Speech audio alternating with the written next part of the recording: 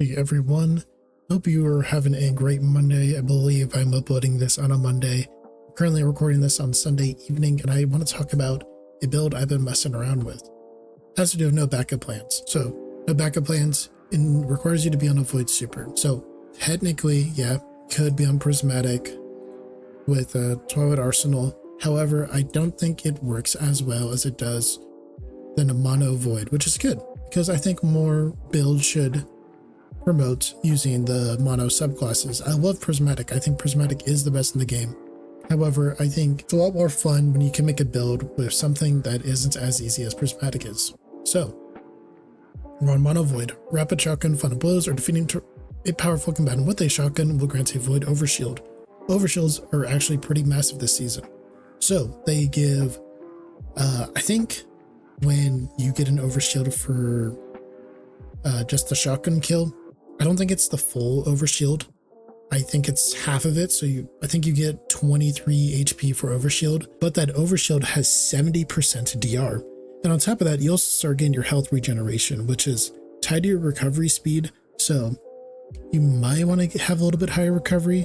However, it won't really matter when you see the rest of the build. While you have a Void Overshield, Shotgun deals additional damage. This additional damage is 35%. Shotgun final blows refresh the Overshield, which goes back up to 10 seconds. Duration of an Overshield is 10 at base. You can get it to 15, however in this build we're not doing that. We also get AE while we have the Shotgun, and we get increased reload speed. We're using a rapid fire shotgun, which already has insanely fast reload speed when it's empty, and combined with Perfect Paradox, you're basically reloading at max speed. However, reload isn't too much of an issue because we're using the Perfect Paradox. What's important about the Perfect Paradox? Cast no shadow. Dealing melee damage increases weapons handling and loads a small amount of ammo from reserves. Combining that with Trench Barrel, every melee hit gets increased damage, handling, and reload speed, so essentially we're always at max reload.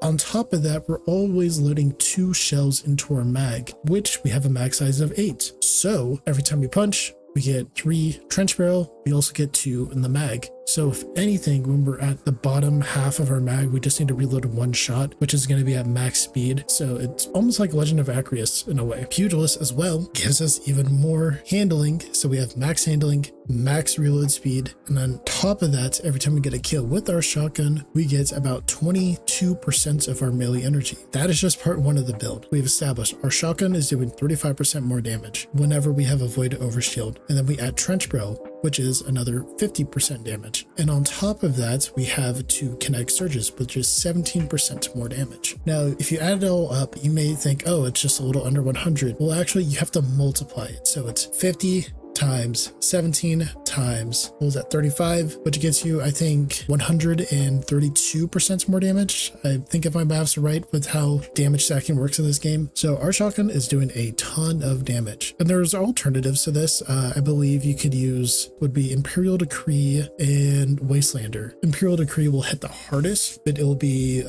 less DPS. I think Wastelander will hit maybe near the same and does have benefits of being a lightweight weapon. Also does have swap synergy, which is a bit important in this build, and you also get movement speed. So if you want a bit more movement speed, I would go Wastelander. However, Perfect Paradox, it's really good. It like has so many melee centric things built into it. I don't see there's a reason to not use it.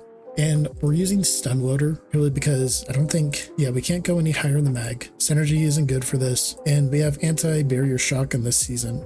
I guess if you really wanted to, you could have like quick access sling, which I think is a handling multiplier, which would make the shotgun move even faster.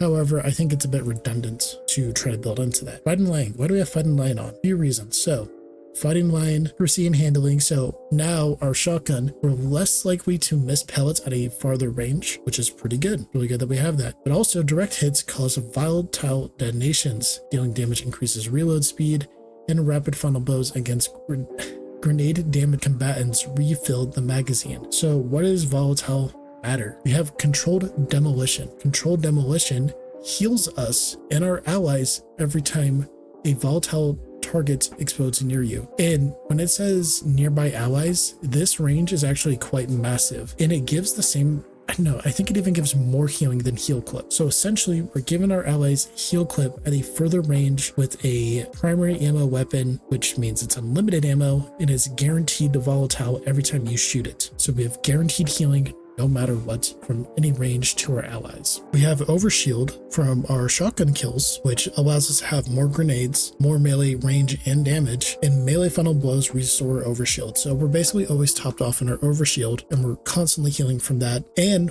while we have our overshield, we proc controlled demolition because having a void overshield on a Titan is considered a melee ability, which is a bit strange. Whenever we kill volatile targets, they make a void breach. Picking up a void breach gives us devour. And then when we go